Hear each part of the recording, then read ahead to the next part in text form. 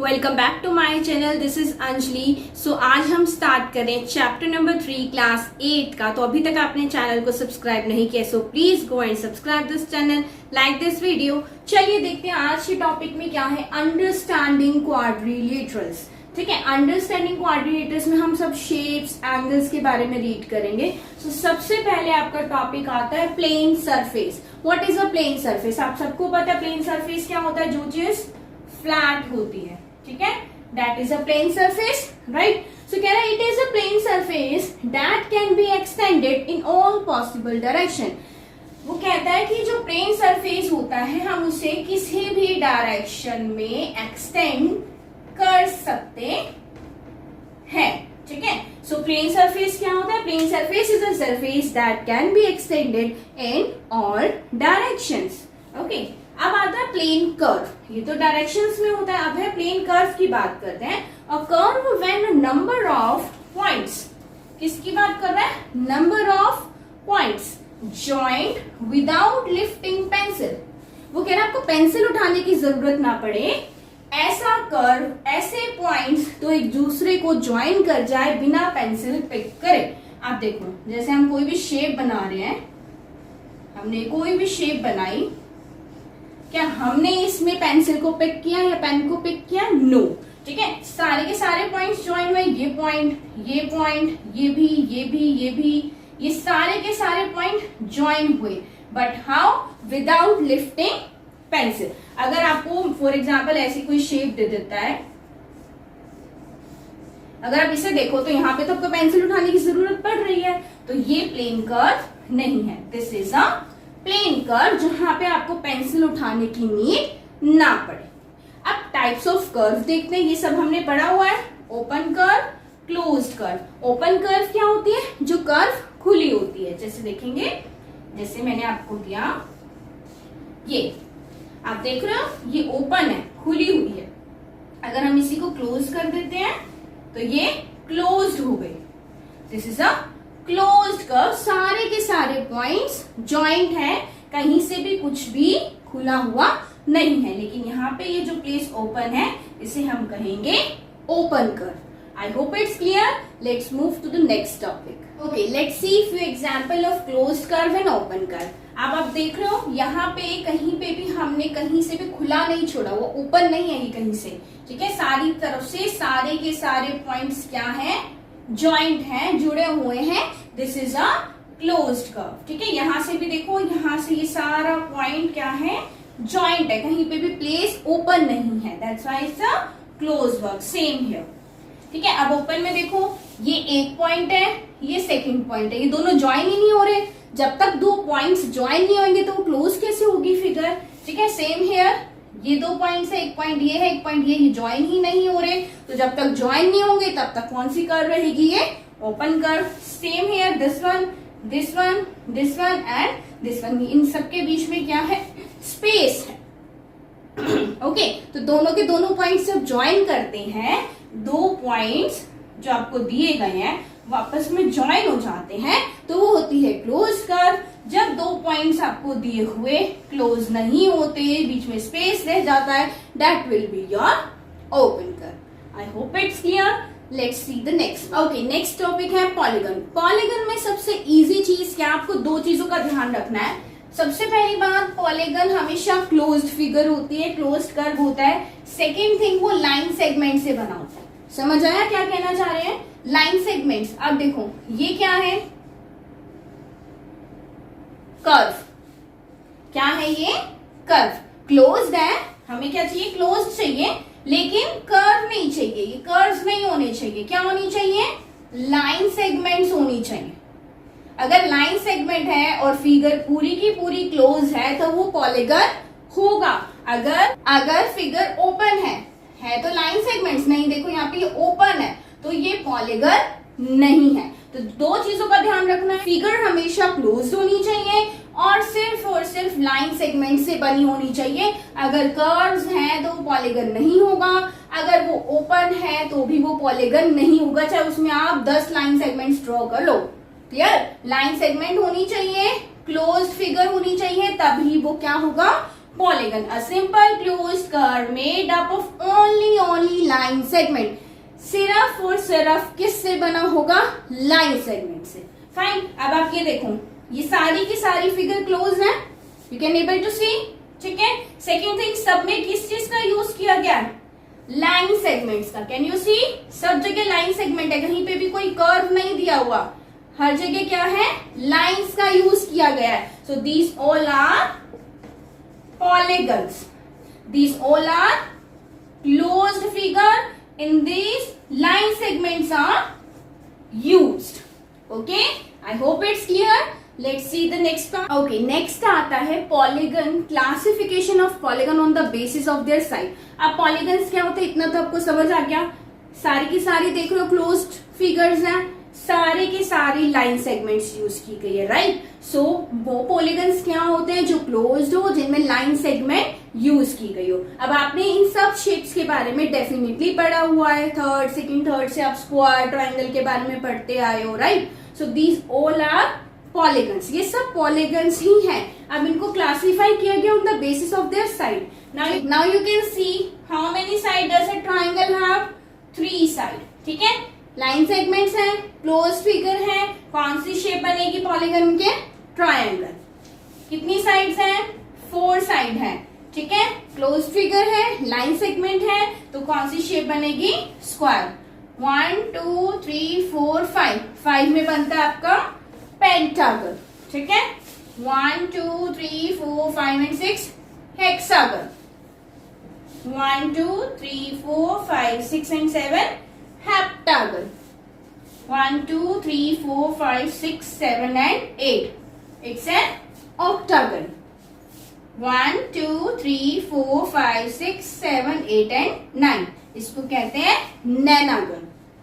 ठीक है, 10 1 2 3 4 5 6 7 8 9 and 10. 10 में आ जाता है आपका decagon. Okay, so these are all our polygons on the behalf of their sides. I hope it's clear. Let's see the further. Firstly हमने lead किया polygons क्या होते हैं, उसके बाद हमने लर्न किया कि polygons according to their sides. अब आ गया polygons according to their shape. अब पॉलीगन्स 2 टाइप्स के होते हैं, एक होता है कन्वेक्स, एक होता है कॉन्केव। कन्वेक्स क्या होता है? जिसमें सारे के सारे जो डायगोनल्स है ना वो फिगर के अंदर होते हैं। फॉर एग्जाम्पल, ये हमें एक फिगर दी गई है, अब ये सारे 4 इसके पॉइंट्स हैं, ये सबको पता है। इन चारों पॉइंट से जुड़कर एक फिगर बनी। जब ये पॉइंट इस पॉइंट को और ये पॉइंट इस पॉइंट को ये ऐसे डायगोनली ज्वाइन करता है, इसे हम कहते हैं डायगोनल्स। ठीक है, तो कह रहे हैं जब ये सारे डायगोनल्स अंदर होते हैं ना तो वो क्या होता है? कन्वेक्स होता है। लेकिन यही डायगोनल्स अगर बाहर साइड होंगे, आउटसाइड, तो इसे कहेंगे कनकेव। देखो, अब ये एक पॉइंट है, ये एक पॉइंट है, ये है, ये है, ये है, ये सारी इसकी साइड्स है। अब इन्हें क्या करेंगे? हम डायगोनली मैच करेंगे। ठीक है, ये इससे हो जाएगा, ये इससे हो जाएगा, सारे आपस में मैच हो गए। ठीक है, डायगोनली, राइट। अब कोई भी आपको बाहर की साइड दिखाई दे रहा है? कोई भी डायगोनल नहीं दिख रहा। इसमें देखते हैं, ये इससे हो जाएगा, ये इससे हो जाएगा, ये इससे हो जाएगा और ये इससे हो जाएगा। लेकिन एक आप यहां देख रहे हो, एक डायगोनल यहाँ पे भी तो बन रहा है, ये भी तो ज्वाइन होएगा। तो क्या ये फिगर के अंदर है? नो, ये फिगर के बाहर एक डायगोनल। तो जब बाहर होता है तो क्या होता है? कॉनकेव। और जब सारे के सारे डायगोनल्स अंदर की तरफ होते हैं तो उसे कहते हैं convex. I hope it's clear. Convex में सारे डायगोनल्स अंदर होते हैं, कॉनकेव में बाहर होते हैं। Okay, let's move forward. Next आता है रेगुलर एंड इररेगुलर पॉलीगन्स। ठीक है, अभी हम सब कुछ पॉलीगन्स के बारे में पढ़ रहे हैं, उसकी शेप्स के अकॉर्डिंग, उसके साइज के अकॉर्डिंग, साइड्स के अकॉर्डिंग। ठीक है, तो अब रेगुलर और इररेगुलर में डिफरेंस क्या होता है? जहां पर एंगल्स और साइड्स सेम हो वो होता है आपका रेगुलर पॉलीगन, और जहां पर एंगल्स और साइड्स इक्वल ना हो वो होता है आपका इररेगुलर पॉलीगन। अब कैसे करोगे? अब आप देख रहे हो इस ट्रायंगल को, सारी साइड्स इक्वल है। ठीक है, और तो सारी साइड्स इक्वल है तो सारे एंगल्स भी इक्वल होंगे, तो ये हो गया आपका रेगुलर पॉलीगन। यहाँ पे देखो साइड्स तो आपके पास 3 है, लाइन सेगमेंट से दी हुई है तो पॉलीगन, लेकिन सारी साइड्स इक्वल नहीं है, ठीक है, तो ये हो गया irregular polygon. Again here square है, सारी साइड्स इक्वल होती है, सारे एंगल्स भी इक्वल होते हैं। यहाँ पे भी आपको 1 2 3 4 ही साइड दी हुई है पॉलीगन, बट क्या है, इर्रेगुलर है, ठीक है। Same here, all sides are equal but here not, so it's an irregular. Same here, सारी साइड्स इक्वल है, सारे एंगल्स भी इक्वल निकलेंगे, बट ये शेप इक्वल नहीं है, सो इट्स एन इर्रेगुलर पॉलीगन, ठीक है। आई होप इट्स क्लियर। चलिए आगे देखते हैं आगे क्या हमारा टॉपिक है। ओके, अब पॉलीगन्स में आता है जब हम इनका सम करते हैं एक्सटीरियर एंगल। अब एक्सटीरियर इंटीरियर क्या होता है, जो अंदर होता है उसे हम इंटीरियर कहते हैं, और जो बाहर होता है उसे हम एक्सटीरियर एंगल्स कहते हैं, ठीक है। अंदर के एंगल्स तो आप सबको पता है, जैसे ये बन रहा है, ये बन रहा है, ठीक है, ये सब एंगल्स इंटीरियर हो गए। अब एक्सटीरियर की अगर हम बात करें, एक्सटीरियर एंगल्स कहाँ बनेंगे, यहां बनेंगे, एंगल 1 2 3 4 एंड 5। यहां पर नहीं बनेंगे एंगल, एंगल 2 लाइंस के बीच में बनते हैं, आप सबको पता है, तो यहां पर आपके एंगल्स बनेंगे, इस एरिया पर एंगल्स नहीं बनेंगे। तो जब आप एक्सटीरियर एंगल्स, इन 5 एंगल्स को 1 2 3 4 और ये 5 एंगल को, इन 5 एंगल को जब आप प्लस करोगे तो ये कितने बनेंगे, 360 डिग्री, ठीक है। The sum of all exterior angle, जब आप इन सारे एक्सटीरियर एंगल्स का सम करोगे तो आपका आंसर क्या आएगा, 360, ओके। और इंटीरियर का क्या होता है, 180 degree. I hope it's clear. चलिए आगे देखते हैं आगे क्या। ओके, नेक्स्ट आता है हमारा क्वाड्रिलेटर। अब क्वाड्रिलेटर क्या होता है, मेन टॉपिक है इस चैप्टर का, तो इसे बहुत ध्यान से सुनना। क्वाड्रिलेटर एक टाइप ऑफ पॉलीगन है, हमें सबको पता है, ठीक है। इसकी 4 साइड्स होनी चाहिए, 4 वर्टेक्स होने चाहिए, 4 एंगल्स होने चाहिए, तभी वो एक क्वाड्रिलेटर बनेगा। इट कुड बी रेगुलर और इर्रेगुलर। अब रेगुलर इर्रेगुलर क्या होता है कि इरेगुलर क्या होता है, सारी साइड्स इक्वल भी हो सकती है और सारी साइड्स इक्वल नहीं भी हो सकती है, बट होनी कितनी चाहिए, 4 साइड्स, 4 वर्टेक्स और 4 ही उसमें क्या बनने चाहिए, एंगल। अब आप ये सारी शेप्स देखो, 1 2 3 4 1 2 3 4 1 2 3 4 1 2 3 4 1 2 3 4, सबकी क्या है, 4 साइड, 4 ही एंगल बनेंगे और 4 ही वर्टिसेस होंगे और 4 ही साइड्स होंगी, क्लियर, ठीक है। So what is a quadrilateral, it is a type of a polygon which have 4 side, 4 angle and 4 vertices. It can be regular and irregular. Regular irregular अभी हमने just read किया था, सो वो कैसा भी हो सकता है।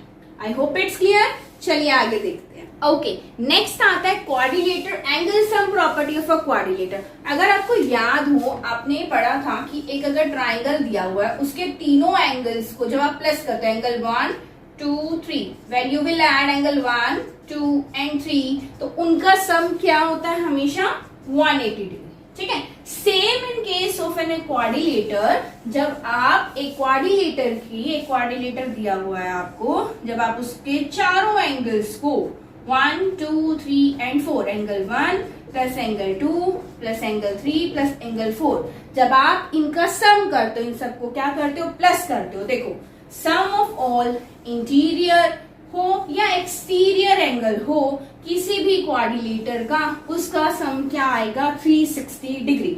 चाहे एंगल इंटीरियर हो चाहे एंगल एक्सटीरियर हो, तो आपका आंसर क्या आएगा, आपका सम क्या आएगा, 360 डिग्री, ठीक है। जैसे ट्राइंगल में 180 आता था, क्वाड्रिलेटर में क्या आएगा, 360 डिग्री। चलिए पढ़ते हैं अब टाइप्स ऑफ क्वाड्रिलेटर्स क्या क्या होते हैं, जो मेन हमारा टॉपिक है चैप्टर के अंदर। Okay, let's talk about kinds of quadrilateral. कौन कौन से तरीके के क्वाड्रिलेटर होते हैं, तो पहले हम बात करते हैं ट्रेपीजियम की। ट्रेपीजियम को पहचानना बहुत ही इजी है। It has 1 pair of parallel line. एक ऐसा पेयर होगा, मतलब 2 ऐसी लाइंस होगी जो एक दूसरे के क्या होगी, पैरेलल होगी। पैरेलल लाइंस क्या होती है, वो लाइंस जो आगे जाके कभी भी मीट नहीं होगी, ठीक है। और एक पेयर होता है इनके पास नॉन पैरेलल लाइन का। Now see, this one and this one is parallel to each other, so AB is parallel to CD। ये तो हो गया आपका पैरेलल लाइन का एक पेयर। वो कह रहे हैं एक नॉन पैरेलल लाइन भी होती है। अब आप ये देखो, ये इधर जा रही है, ये इधर जा रही है, this is a non parallel, ठीक है। सो AD and BC are non-parallel lines. So what is a trapezium? When it has a one pair of a parallel line and one pair of a non-parallel line. Trapezium आपका हो सकता है उल्टा भी आ सकता है, इस तरीके से भी आ सकता है। आप पहचान लोगे डेफिनेटली, आपको पता है कि एक पेयर पैरेलल लाइन का होता है और second pair non parallel lines का होता है। आई hope it's clear. Let's talk about kite. Okay, next हम बात करते हैं काइट की। काइट क्या है यहाँ पर? If the two pairs of adjacent side. अब एडजेसेंट साइड क्या होती है? जो दो लगातार साइड एक दूसरे के इक्वल होती है, मतलब ये वाली साइड इसके साथ है। मतलब अगर आप इसे A B C D perform करो तो AB is adjacent to AD, तो बिल्कुल साथ वाली जो लाइन होती है वो क्या होती है? एडजेसेंट। आप इसे कह सकते हो नियर या फिर साथ वाली या कुछ भी कह सकते हो, जो एक दूसरे के साथ जुड़ी होती हैं, तो वो क्या होती हैं? एडजेसेंट साइड होती है, ठीक है। जैसे AB एडजेसेंट है, AB BC एडजेसेंट है, BC CD एडजेसेंट है, CD और AD भी एडजेसेंट है। So when two pair of adjacent sides are equal in a quadrilateral, that is called a kite, ठीक है। तो अगर आप इस शेप में देखो तो ये वाली लाइन PQ और QR ये दोनों सेम है, ठीक है। उसमें क्या कहा था? इक्वल, ठीक है। ये दोनों लाइंस क्या है? एक दूसरे के equal. So here PQ is equal to QR, दोनों लगातार हैं, एक ही पॉइंट से ज्वाइन हो रही है, सेम साइज की है, that's why PQ is equal to QR। ये आपका फर्स्ट पेयर ऑफ एडजेसेंट बन गया। सेकंड आप देखो, ये वाली लाइन और ये वाली लाइन दोनों इक्वल है, तो यहाँ पे क्या बन गया? PS is equal to SR, ठीक है। सेकंड आपका पेयर क्या बना है? PS is equal to SR। ये दोनों क्या है? Adjacent sides, okay. अब वो कहता है जो दो डायगोनल्स इसके अंदर आएंगे, डायगोनल्स कैसे आएंगे? इस पॉइंट से ये ज्वाइन होगा, इस पॉइंट से ये join. These two are diagonals, you know that. वो कह रहा है एक दूसरे के परपेंडिकुलर होंगे। डेफिनेटली यहाँ ये एक दूसरे को कट कर रहे हैं, तो ये क्या बन रहा है? 90 डिग्री एंगल बन रहा है। So this is a perpendicular, so they are perpendicular to each other. So two diagonals are perpendicular to each other in a kite. First thing, two pairs होंगे adjacent के। Second thing, perpendicular होंगे। Third thing, वो कह रहे हैं अगर आप देखो ये वाली चीज, ये वाला डायगोनल और ये वाला डायगोनल, आप देखो ये तो इक्वली डिवाइड हो रहा है, P और R, ये इक्वल एंगल्स हैं। लेकिन अगर हम बात करें Q और S की, ये लाइन लंबी है, ये लाइन छोटी है, तो are they equal? No, they are not equal, ठीक है। So Q and S are not equal angles, but P and R are equal angles, ठीक है। थ्री थिंग्स आपको याद रखनी है in a kite. Two pair of adjacent side, ठीक है, ये दो आ गए। Perpendicular to each other, one angle is equal but another is not. Okay, let's move to the next kind of quadrilateral. Okay, next है हमारा parallelogram. Parallelogram में कुछ इंपॉर्टेंट चीजें होती है। पैरेललोग्राम में होता क्या क्या है? If two pairs of opposite sides are parallel, वो कहता है अगर दो जो साइड्स हैं अपोजिट, ये आमने सामने वाली, what is the meaning of opposite? आमने सामने वाली। If two pairs of opposite sides, if two pairs of opposite sides are parallel, वो दोनों साइड्स एक दूसरे के पैरेलल हैं, तो वो क्या होगा? आपका पैरेललोग्राम। यहाँ पे देखो AD और BC, ये दो लाइंस हैं, एक दूसरे के आमने सामने हैं, पैरेलल हैं। So AB is parallel to, okay, AB और DC भी एक दूसरे के पैरेलल है, तो क्या बनेगा? AB is parallel to CD या DC, आप कुछ भी लिख सकते हो। सेकंड पेयर क्या बनेगा? AD is parallel to BC, ठीक है। We have two parallel line, two pair of parallel lines, yes, so it is a parallelogram, hence it is a parallelogram. तो सबसे पहली चीज आपने देखनी है, जो दो अपोजिट साइड्स हो, 1 2, ये एक दूसरे के पैरेलल हो, 1 2 1 2, मतलब टू पेयर्स आपके निकलने चाहिए। नेक्स्ट, अब होती है अपोजिट साइड्स कौन सी होगी? अपोजिट साइड्स क्या आएंगी? अगर ये ए बी है, इसके सामने वाली क्या होगी? D C. A B and D C are opposite side. Next A D है, इसके अपोजिट क्या होगी? इसके सामने वाली बी सी। तो A D and B C are opposite side. ये तो होगी अपोजिट साइड्स की बात। अब करते हैं अपोजिट एंगल। अपोजिट एंगल मतलब आमने सामने वाले एंगल्स। अगर ये एंगल ए है तो इसके सामने कौन सा एंगल बन रहा है? Angle C. तो angle A and angle C. Angle B देखो तो इसके सामने बन रहा है एंगल डी। तो angle B and angle D are the opposite angles. Opposite का मतलब क्या होता है? आमने सामने वाले। ठीक है, एक दूसरे के आमने सामने वाले। ठीक है, ओके। नेक्स्ट आता है एडजेसेंट। एडजेसेंट के बारे में हमने अभी सुना, जो एक दूसरे को ज्वाइन कर रहे हैं। अभी क्या बतानी है? साइड्स। अब अगर आप देखो ए बी एक साइड है, इसके साथ कौन सी साइड लग रही है? बी और सी। तो A B and B C are adjacent side. Next अगर हम बी और सी की बात करें तो इससे कौन सी ज्वाइन हो रही है? डी। तो B C and C D. B C and C D या डी सी कुछ भी लिख सकते हो, आर एडजेसेंट साइड्स। नेक्स्ट अगर हम बात करें सी डी, इसके साथ ज्वाइन करते हैं हम ए को। तो ये वाली लाइन और ये वाली लाइन क्या बन गई? D C and A D are adjacent side. अगर हम बात करें हम डी ए की, ठीक है, और इसके अपोजिट क्या आ जाएगा? A B. तो A B and A D are opposite, sorry, A B and A D are adjacent sides. Next आता है एडजेसेंट एंगल्स। एडजेसेंट एंगल क्या होता है? साथ वाले एंगल्स। अगर ये एंगल ए है, इसके साथ वाला एंगल क्या बनेगा? Angle B. ये एंगल बी है तो इसके साथ वाला एंगल क्या बनेगा? Angle C. अगर ये एंगल सी है तो इसके साथ वाला क्या बनेगा? Angle D. अगर ये एंगल डी है तो इसके साथ वाला क्या बनेगा? Angle A. Okay, I hope it's clear to you. Okay, next आता है हमारा रोम्बस। रोम्बस क्या होता है? एक पैरेललोग्राम की तरह ही इसकी सारी साइड्स क्या होती है? इक्वल होती हैं। फर्स्ट आता है ऑल साइड्स आर इक्वल। अगर ये 5 सेंटीमीटर है तो ये और ये चारों की चारों क्या होंगी? 5 सेंटीमीटर की ही होंगी। Opposite angles are equal. Opposite angles क्या हुए? This angle is opposite to this. अगर ये 60 डिग्री है तो ये भी क्या होगा? 60 डिग्री ही होगा। सेम हेयर, ये अपोजिट एंगल्स हो गए, ये दोनों भी क्या होंगे? सेम। Next diagonal bisected 90। जब आप डायगोनल्स बनाओगे इसके, तो जो ये बाइसेक्ट करेंगे किस डिग्री पे करेंगे? 90 डिग्री। जैसे स्क्वायर में करते सारी साइड्स इक्वल होती है, same in case of rhombus, when they bisect they will bisect at 90 degree. Next है रेक्टेंगल। रेक्टेंगल में क्या होता है? 4 एंगल्स बनते हैं। आप सबको पता है रेक्टेंगल में 4 एंगल्स होते हैं। कौन कौन कितने कितने डिग्रीज के होते हैं? डेफिनेटली 90 डिग्रीज के होते हैं। तो इसके चारों के चारों एंगल्स क्या होते हैं?